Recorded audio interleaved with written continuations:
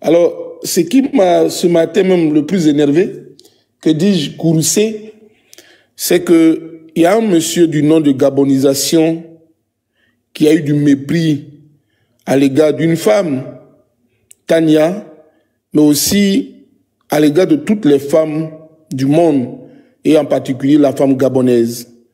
Malheureusement, il est descendu, il a pris la poudre d'escapette, mais je voulais lui demander s'il m'attend. Soleil, oui. Je ne te permets pas d'employer le mot mépris.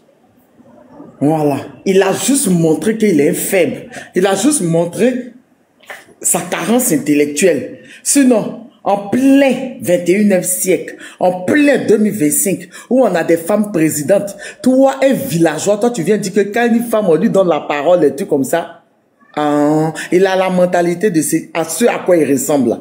Faut pas dire du mépris. C'est même pas du mépris. J'ai pas répondu parce que ça vaut même pas la peine. Il a juste montré sa réflexion. Il a juste montré que, ah bon, c'est ce genre d'homme-là à qui on a affaire. C'est ce genre d'homme-là qu'on doit suivre. Les femmes doivent suivre. Je comprends maintenant pourquoi nos grands-parents, les femmes étaient des Amazones. D'accord? Vas-y.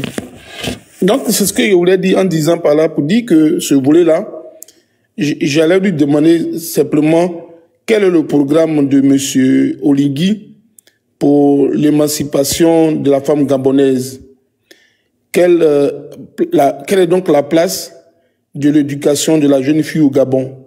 Parce qu'à attendre le monsieur, c'est comme si nous avons reculé pour aller vers les rôles qu'on avait assignés à la femme dans l'éducation, pour dire la femme à la cuisine, un rôle sédentaire, alors que nous sommes à l'ère du millénaire de l'émancipation de la femme. Nous célébrons aujourd'hui et le 8 mars dans tous les pays du monde, droit de la femme. Je voulais lui demander simplement, parce qu'il est parti, j'allais lui demander, est-ce que si Oligui devient désormais président de la République du Gabon, est-ce qu'il ne va pas célébrer le 8 mars? Est-ce qu'il ne va pas valoriser les femmes gabonaises? Mais il est parti, c'est pas grave. Mais revenons à l'essentiel. On dit M. Oligui est venu sauver un peuple de la dynastie familiale. Et donc, il a fait un coup d'État pour venir au pouvoir. Mais Dani ou Princesse Emmanuel, vous qui êtes Gabonais, est-ce qu'il n'y a pas eu un monsieur qui avait essayé de faire un coup d'État au Gabon, le coup d'État le plus court au monde, qui a été emprisonné? Kelly Obiang, il s'appelle Kelly Obiang, effectivement. D'accord. Donc pour moi, avant Oligui, il y a eu un monsieur qui voulait donc sauver le Gabon de cette dynastie familiale. Mais quand ils sont arrivés au pouvoir, M. Oligui n'a même pas libéré le monsieur là. Quelqu'un qui a eu au moins la même manière comme toi, de réagir comme toi, qui a voulu libérer le Gabon de la dynastie familiale, que l'absentéisme ou la santé, la vulnérabilité de M. Ali Bongo ne faisait pas de lui le véritable président du Gabon, et que c'est son épouse et un clan qui dirigeait le Gabon. Ce monsieur-là, un lieutenant, est parti à la télévision pour déclarer, pour dire aux Gabonais, libérer le Gabon, à partir d'aujourd'hui, je suis le président.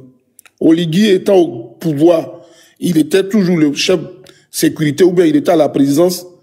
Oligui, à connaissance de ce dossier-là, lui-même il cède au pouvoir par un coup d'État. Oligui n'a jamais libéré le monsieur. C'est à partir de ce moment que j'ai compris qu'en la réalité, il y a eu un remplacement au sein de la dynastie familiale. Parce que j'ai cherché après, j'ai vu que Oligui, il connaissait même le père d'Ali Bongo. Il était avec lui. Donc c'est un porteur de sac. Donc si les Gabonais qui disent qu'ils aspirent au changement, Oligui n'est pas quand même loin de la famille, non? Pourquoi vous voulez continuer avec le même Oligui à genoux le défendu qu'à parler de la gabonisation? Je vais vous dire, Oligui étant très jeune, très très jeune, il a ôté aujourd'hui, comme on le dit en bon français, il a ôté aujourd'hui la tenue militaire pour ne pas vous faire peur. Mais un militaire, surtout son général dans l'armée, un militaire général ne va jamais à la retraite. Hein. Il a intériorisé la formation, donc il demeure militaire dans l'arme jusqu'à mort, sans suivre.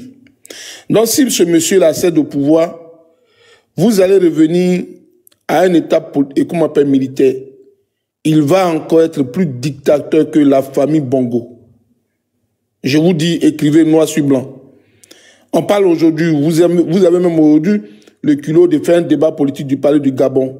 Mais dès qu'il sera élu, qu'il sera investi après son rôle de... Il essaie de tricher un peu sur Donald Trump à danser, à faire un peu du cinéma, de la pitrerie sur les scènes. Il finit de danser.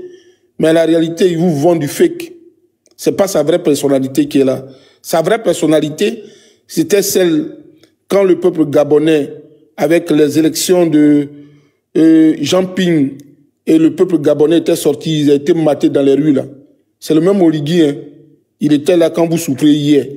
Il était là quand il manquait de l'eau dans certaines villes du Gabon. Il était là et puis il savait que les caisses d'argent partaient chez telle personne. Il était là, il voyait tout. Mais simplement lui, c'était pas le bon moment pour lui. Il a appelé l'Europe, la France a été le meilleur, le plus gros coup d'État au Gabon. Le coup d'État qui n'a jamais été traité, Oligui n'a jamais été traité à l'échelle internationale comme un putschiste. Tapis rouge à l'Élysée, acclamé partout, Alassane Dramane Ouattara en Afrique de l'Ouest. Il a fait tout le tout, il est parti s'asseoir. Aujourd'hui, il connaît vos mentalités, peuple gabonais. Quand il va s'asseoir demain, avec ses 2 épouses, lui, il va nourrir sa famille, et vous encore, vous allez trimer, vous allez souffrir. Le monsieur n'est pas encore arrivé au pouvoir, il vous dit, il n'a pas l'argent, c'est vos contributions qui vont faire que le Gabon va s'émanciper, va se développer. Vous parlez seulement des taxes d'habitation. Vous allez même payer des taxes de commerce. Vous allez même payer même peut-être votre souffle. Vous allez même peut-être payer vos nourritures à la boutique là. Vous allez payer des taxes. Parce que Oligui, après lui, il n'aura plus d'opposants politiques au Gabon. Vous voyez aujourd'hui Jean Ping, il danse avec Oligui, qui lui avait arraché le pouvoir. Je ne vais pas être long. Vous-même, vous êtes des majeurs émancipés, vous êtes des adultes. Vous savez ce qui est le bien, ce qui est le mal pour vous. Mais moi, je sais, à quelques écarts, très loin, le Gabonais, d'ici le 13 ou 15 février, avril, au Gabon, personne parmi vous ne pourra parler de M. Oligui comme le président le plus démocratique. Je vous assure. Vous ne sortirez même pas de votre pays. Il n'y aura plus d'opposants. Tout le monde, il va les mettre en prison. Et tous ceux qui sont là, ils vont manger avec lui. Voyez-vous, il y a un professeur qui le suit un peu, qui joue un peu comme le roi de Guy de Fer en Côte d'Ivoire, ou bien Guimi Danger, là. Le monsieur qui était dans la coalition de l'opposition, Emmanuel, c'est vrai, non? Son premier ministre, là. Oui, oui. Il est devenu son acolyte aujourd'hui, non? Oui. Il ne parle même plus de politique. Lui-même qui avait une carrière de devenir président aujourd'hui, qui parlait mal à d'autres ministres encore au Gabon, là. Aujourd'hui, le monsieur, là, il est derrière M. Oligui. Il ne pense pas s'il est Premier ministre encore. Est-ce qu'il n'est pas le protocole d'Oligui? En fait, il ne peut pas parce que le Oligui, en fait, il a fait un truc. C'est-à-dire qu'à partir du moment où tu as fait partie du CTRI, tu as été président de, enfin, tu as travaillé dans la transition, tu ne peux pas te présenter, en fait. En gros, il a taillé une constitution à sa mesure, de sorte d'enlever toutes les personnes qui peuvent causer de l'ombre, en fait. Donc, Sima, il ne peut plus. Il ne peut plus. D'accord. Et vous dites, si Odosima, je ne sais pas s'il est encore Premier ministre, mais s'il finit, si Oligui finit d'être élu, je ne sais pas s'il ne choisit pas sa première femme comme Premier ministre, mais ce monsieur-là ne va plus figurer encore dans le gouvernement. Il va le mettre à la retraite. Regardez mon regard. Hein. Dès qu'il est élu, il va l'enlever derrière lui pour le mettre quelque part et puis il va le mettre au garage et puis à nous aller quoi. En tout cas, le Gabon, Dani, mon frère béninois, on dit que tu es de l'Afrique de l'Ouest. On va se croiser quelque part et puis on va boire notre capalou, on va s'amuser. Moi, le Garba en Côte d'Ivoire, tu es là. En tout cas, tu es bienvenu chez nous. Faut laisser les autres Gabonais là avec Oligui et puis un monsieur distributeur de gâteaux sous la pluie diluvienne. Vous pensez que ça c'est vrai? Un monsieur qui partage son gâteau d'anniversaire dans tous les bureaux, vous pensez que c'est vrai? Et quand il célébrait ses autres, c'est avec vous qu'il est né hier. Ses autres anniversaires antérieurs, là, il vous a pas partagé des gâteaux dans les quartiers. Ah là là, la comédie africaine. J'ai honte. Excusez-moi, je blesse pas votre peuple. Je veux juste que le peuple soit conscient. Monsieur, la gabonisation, j'espère bel et bien que demain tu viendras pas pleurer ici avec nous. Hein. Moi, j'ai pleuré, j'ai regretté d'avoir soutenu ceux qui sont aujourd'hui au Gabon et au Sénégal au pouvoir. Monsieur, la gabonisation, ne change pas ton nom. Hein. Ne deviens pas après un petit woubi pour dire que non, moi, je suis du Gabon, mais ma mère est du Cameroun, je suis un Camerounais. Je me suis trompé sur le cas du Gabon. Monsieur Oligui lui-même, il savait tant. Pardon, on peut pas changer de nom. Hein. Faut rester digne. Et puis là, on va venir t'allumer. Il serait prêt pour toi. Tania, bisous à vous. Je vais prendre congé de vous. Et puis, c'est que On se reverra encore demain sur notre cieux. Dani, chez nous, on dit qui doit garder ton nom doit avoir un nom. Gabonisation, il n'a pas de nom, ne vous donne pas de visibilité. D'accord, ok. Merci. Allez, merci. Bisous à vous. Donnez ma place à un vrai Gabonais. Papa, tu as une ou deux questions à poser, papa, avant qu'on continue à Princesse, parce que je sais que Princesse va aller fort. Papa? Papa? Il n'entend pas. Donc, bébé.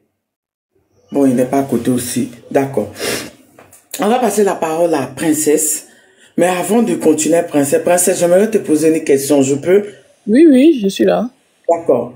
Pendant l'interview de l'ancien Premier ministre, M. Billy Bilizé, il a dit quelque chose qui m'a beaucoup intrigué. Je ne sais pas si vous aviez vérifié, veuillez me confirmer si c'est vrai ou c'est faux. D'accord?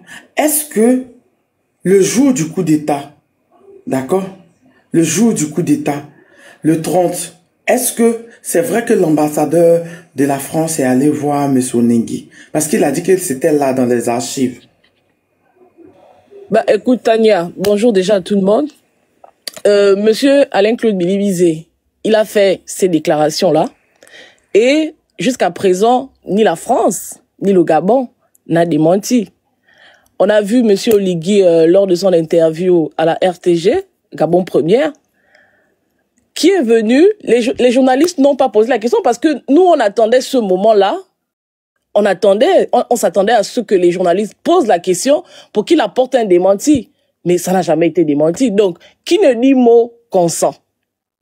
Donc, au moment où nous parlons là, à 99%, on est sûr que ce que monsieur Alain-Claude Billy-Bizet a dit, c'est ce qui est la vérité. Ça n'a jamais été démenti. Et il est allé en donnant des détails. Il a dit, je vous donne le jour, je vous donne l'heure.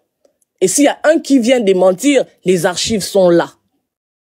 Donc, monsieur Alain-Claude Billy-Bizet est quand même un monsieur assez sérieux, est un monsieur d'un certain âge qui ne peut pas se permettre, et c'est un candidat à la future élection présidentielle.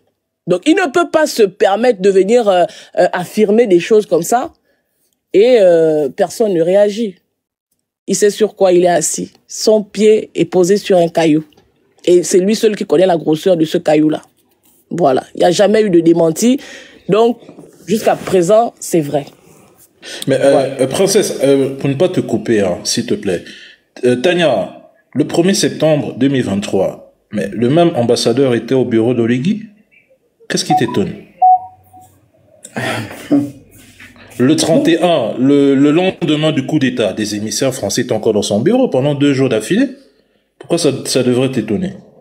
Les Américains ont suivi 3 jours après. Dani, tu as même parlé de ça sur le panel. On a vérifié. Moi, je dis ça simplement pour demander aux Gabonais, est-ce qu'ils ont vérifié les dires? Parce que quand le monsieur a fait l'interview, il a dit aux gens, allez vérifier. Ça est là, au fait.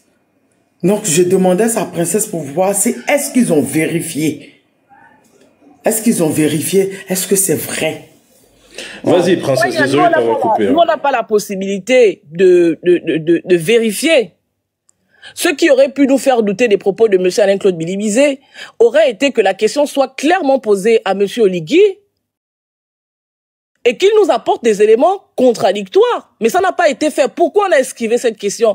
Et je me souviens que lorsque M. Billy-Bizet est allé à l'émission de Gabon Première, organisée par la HAC, on lui a posé toutes sortes de questions. On est allé fouiller dans son passé très, très, très lointain. Alors, pour des questions essentielles comme ça, on ne peut pas ne pas poser ces questions. S'il vous plaît. C'est une mascarade. C'est un sketch qui a été organisé parce que les Gabonais attendaient des véritables questions et des véritables réponses. Monsieur Oligui et ses journaleux qui l'accompagnaient sur ce plateau ont tout simplement esquivé la question. Et nous, ça nous amène à penser que ce que M. Alain-Claude Billy-Bizet a dit était la vérité. Tout simplement.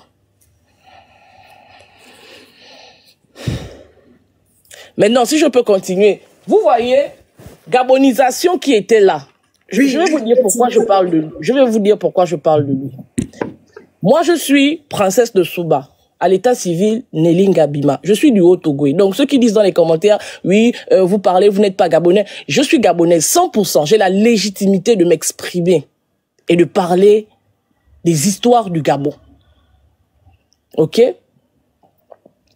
Donc, gabonisation que vous avez vu là, c'est un Téké comme moi. Nous nous connaissons. Son vrai nom à l'état civil, c'est Viali Lepanga. C'est un Chinda, comme les Camerounais disent, un Chinda, un porteur de sac de la première heure des enfants bongo. Donc, quand il vient sur un panel défendre Oligui, nonobstant toutes les réalités que les Gabonais vivent, c'est parce qu'il sait qu'il poursuit son intérêt. Je parle de ça pour montrer l'esprit dans lequel ceux qui soutiennent ce pantin d'Oligui Nguema se trouvent en fait. Ils ne sont là que pour leurs intérêts. Vous les voyez sur les panels, ils font comme si c'était des Gabonais d'une autre planète, qu'ils ne sont pas au courant des réalités que nous vivons dans notre pays. C'est un porteur de sac. C'est un porteur de sac des enfants bongo. S'il veut, s'il dit que je donne les noms des enfants bongo en joie à qui il porte le sac. Et comme c'est une bande de copains coquins, il fait tout simplement de la mauvaise foi. Parce qu'il espère qu'en venant discuter sur un panel de plus de 1300 personnes, il sera certainement remarqué et qu'on lui donnera certainement un poste. Donc, c'est des affamés, c'est des gens qui ont faim, c'est des gens pour leur faim. C'est-à-dire que pour remplir leur ventre, ils ont vendu leur dignité. Ils ont marché sur leurs valeurs et c'est bien dommage. Moi, je vais pas être très longue parce que Emmanuel a pratiquement tout dit. Elle a énuméré les raisons pour lesquelles nous ne sommes pas des soutiens d'Oligui Nguema, que moi j'appelle Bobo. Voilà, donc je vais pas être très longue. Je tenais quand même à signifier ici, parce qu'on est sur un panel panafricain, donc il y a peut-être beaucoup qui ne comprennent pas exactement ce qui se passe au Gabon. Oligui était neveu d'Omar Bongo. Il a été son aide-camp pendant 8 ans, avant comment on appelle ça, les élections 2009, où Ali Bongo l'a sanctionné parce qu'il avait détourné de l'argent à la mort d'Omar Bongo. Il est allé dans le bureau d'Omar Bongo, il a volé de l'argent, des objets précieux, et pour ça, lorsqu'Ali Bongo a pris le pouvoir, il a été sanctionné, d'où son départ au Sénégal. Ça, c'est pour dire qui est Oligui. Donc, Oligui est un enfant né, fabriqué dans le système Bongo PDG. Ce qui s'est passé le 30 août, qu'on ne nous mente pas, qu'on ne nous trompe pas, parce que nous sommes conscients, personne ne changera l'histoire de notre pays, personne ne changera l'histoire du Gabon, personne ne viendra nous faire croire que, voilà, on n'est pas conscient, on est tellement idiot qu'on ne comprend pas ce qui se passe dans notre pays. Ce qui s'est passé le 30 août 2023 était tout simplement une confiscation de pouvoir. Albert Ondosa a gagné haut la main dans les urnes. Et comme Ali Bongo était diminué, elle diminuait physiquement, et que Sylvia Bongo, la femme d'Ali Bongo, qui avait récupéré un peu la gestion du pays, emmerdait des extrémistes tékés, ils se sont assis, les extrémistes tékés là, les gens de la province de Feu Omar Bongo, ils se sont assis et ils ont décidé d'arracher le pouvoir à Albert Ondosa parce que eux, dans leur logique, le pouvoir gabonais, c'est Dieu qui leur a donné ça.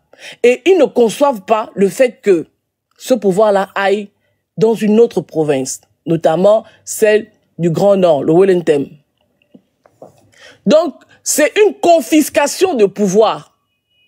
C'est un coup d'État à la limite contre l'alternance dans notre pays. C'est tout simplement ça. C'est ça la réalité. Des extrémistes qui ont voulu conserver le pouvoir et qui se sont arrangés à monter une mascarade pour venir faire croire aux Gabonais qu'ils étaient venus libérer le Gabon. Nous parlons de quelle libération? Lorsqu'Oligui a fait son discours le 4 septembre, qu'est-ce qu'il a dit? Qu'il était venu faire le coup d'État pour mettre fin à certaines pratiques qui ont fait mal au Gabon. Je parle du népotisme, je parle de la gabégie, je parle de tous les mots que nous connaissons dans tous nos pays là. La malgouvernance. Mais quand Oligui est arrivé au pouvoir, qu'est-ce qu'il a fait? Il a vite fait de ramener les personnes pour qui il avait dit qu'il a fait le coup d'État à côté de lui. Nous avons vu revenir des figures anciennes. Il est allé fouiller dans les placards politiques du Gabon pour nous ressortir jusqu'aux Omariens. Vous vous rendez compte? Des PDG qui ont pillé le Gabon, qui ont détruit littéralement le Gabon. Oligui s'est entouré de ces gens-là pour, soi-disant, gérer la transition. Est-ce qu'il y a une logique dans ça? C'est-à-dire que des gens ont pillé, des gens ont mis le pays à mal. Toi, tu viens pour une libération, pour une rupture. Et qu'est-ce que tu trouves à faire? C'est de repartir, prendre ces gens-là pour t'accompagner, toi, dans ta rupture. Il n'y a aucune logique là-dedans. Quand il a fait son discours, le 4 septembre, il a dit quoi? Qu'il était venu pour la restauration des institutions, rendre la dignité aux Gabonais, organiser des élections libres et transparentes et remettre le pouvoir aux civils. Vous avez bien suivi son interview. On lui pose la question, quelles sont les institutions qui ont été restaurées? Le mec, comme gabonisation tout à l'heure, c'est des idiots, ils se mettent ensemble, ils sont pareils, qui s'assemblent, se ressemblent. Il va nous parler d'un chronogramme, mais il ne s'agit pas de chronogramme. Chronogramme, institution, c'est des concepts contraires en fait. Ça n'a rien à voir. Chronogramme, restauration des institutions, ça n'a rien à voir. Rien à voir. Je ne sais pas pourquoi, quand on vous parle d'institutions, vous nous ramenez sur le chronogramme. Mais Oligui n'est pas venu avec nous dire qu'il a fait un coup d'État pour mettre en place un chronogramme. Il y a des objectifs bien précis. Et 19 mois après cette fameuse transition, bilan zéro. S'il faut parler de la restauration des institutions, au niveau de la justice, qu'est-ce qui a été fait? Est-ce que vous savez que M. Oligui, lorsqu'il est arrivé, il y a un jeune du nom de Karl Stacey qui a été battu à mort. Elle aussi, Glenn. Par des militaires. Glenn, à Port-Gentil, a été battu à mort par des militaires. Qu'est-ce qu'Oligui a fait? Il a pris ces gens-là, oui, ouverture d'enquête, qui jusqu'aujourd'hui n'ont jamais abouti à rien du tout. Ils ont même pris un de leurs frères d'armes, Johan Bunda, qu'ils ont battu, torturé à mort. Oligui a eu le toupet d'aller dans la famille de ce jeune marin-là pour aller leur expliquer comment une torture se fait. Il explique que si vous prenez quelqu'un, vous mettez au pont, il doit rester 15 minutes. Sinon, si vous dépassez 15 minutes, il peut perdre conscience, il peut rendre l'âme. Non, il faut lui mettre la tête dans l'eau pendant tant de minutes. Sinon, si vous dépassez la 5e minute, le pire peut se produire. Vous vous rendez compte de celui que les Gabonais aujourd'hui veulent mener au sommet de notre État? Vous vous rendez compte? Les détournements de fonds sous Oligui, c'est incroyable ce qui est arrivé. À Gab-Oual, j'ai fait des dénonciations avec preuve à l'appui. S'il vous plaît, avec preuve à l'appui. Parce qu'au Gabon, quand vous vous exprimez, tant que vous n'avez pas de preuves, il y a des kounabélistes qui viennent vous dire que, oui, où sont les preuves? J'ai fait des dénonciations avec preuve à l'appui. Gab-Oual, ANPE, Artef, avec des preuves à l'appui. Ces gens-là, ils sont où aujourd'hui? Ils sont libres comme l'air, dans un pays où on nous dit que on est venu assainir les finances de l'État. Dans un pays où on nous dit que on est venu restaurer l'institution qu'est la justice. Ils sont où? Libres comme l'air. La belle-sœur de Monsieur Oligui, du nom de Diane Moussunda. Le Gabon avait un conflit avec une société qui s'appelle Webcor. Ils sont allés en France en procès. Le Gabon a gagné le procès. Et dans leur magouille, lorsqu'ils sont arrivés pendant la transition, ils ont fait payer à l'État, à cette société Webcor-là, 70 milliards pour un procès qu'on avait déjà gagné. Alors là, ne me demandez pas comment ils ont fait pour faire ça. Je ne saurais vous dire. C'est M. Opianga qui est aujourd'hui traqué par la junte qui a fait cette révélation-là. Je n'invente rien. Nomination de copains et coquins. On en parle. Des gens qui ne méritent pas d'être où ils sont. Les nominations de complaisance. Aujourd'hui au Gabon, quels sont les chiffres du chômage quand Oligui est arrivé? Parce que la dignité d'un peuple passe par le fait qu'on puisse donner aux jeunes, comment on appelle ça, aux jeunes, aux plus jeunes, de l'emploi. Vous n'allez pas rendre toute une population mendiante parce que vous espérez que pendant les périodes électorales, vous allez instrumentaliser les gens, vous allez appeler les gens, venez chercher 10 000, venez chercher 15 000 parce que vous les voyez comme du bétail électoral. La dignité passe par le travail. Depuis que M. Oligui est arrivé, il avance des chiffres sortis de la planète, je sais pas, Jupiter ou la planète Mars. Tantôt, le taux de chômage au Gabon, il est de 40%. Et ce que je vous dis, ce sont les mots de M. Oligui. Tantôt, sur une interview, le taux de chômage est à 40%. Tantôt, sur un autre plateau, le taux de chômage est à 35%. Mais ça se vérifie où?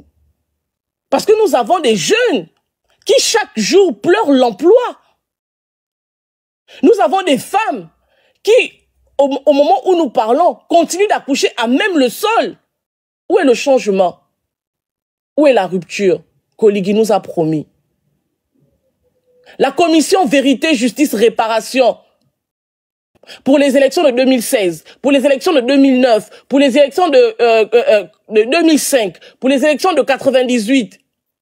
Pourquoi M. Oligui refuse de mettre cette commission en place? Il nous présente un projet de société où il n'y a mentionné nulle part la commission Vérité, Justice, Réparation. Pourquoi?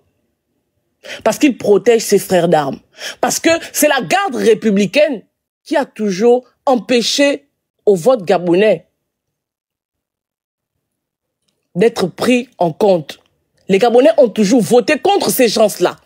Mais la garde républicaine a toujours imposé. Est-ce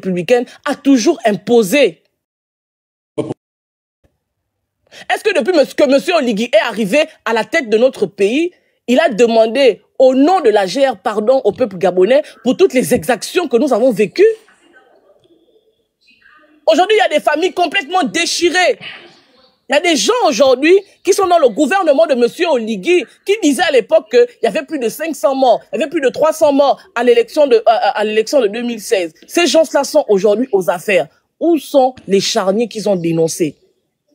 Pourquoi M. Oligui ne pense pas à penser les plaies des Gabonais? Il veut construire quel pays? Il parle de construire la cité de la démocratie, alors que ses collaborateurs, hier, disaient qu'il y avait des charniers à la cité de la démocratie. Il veut construire des bâtisses sur des charniers, sans ouvrir d'enquête. Monsieur Oligui est loin d'être l'homme qu'il faut au Gabon pour changer de paradigme. Et je le dis à haute et intelligible voix. Après ce live-là, les kounabilistes, ils feront des lives pour dire que ouais, Emmanuel et Princesse de Souba sont allés parler mal du Gabon. Nous disons la vérité. Il y a un micro ouvert. Nous disons la vérité. Et ce que nous avançons est vérifiable. L'histoire du Gabon, personne ne va la changer. Personne ne va nous faire croire ce qui n'est pas. Parce que nous vivons l'histoire de notre pays. Aujourd'hui, à plus de 35 ans. Je peux quand même parler de ce qui s'est passé il y a 10 ans. Donc, personne ne viendra nous dire que Oligui, aujourd'hui, est venu de la planète Mars. Il a apparu sur la planète Terre le 30 août 2023. C'est faux.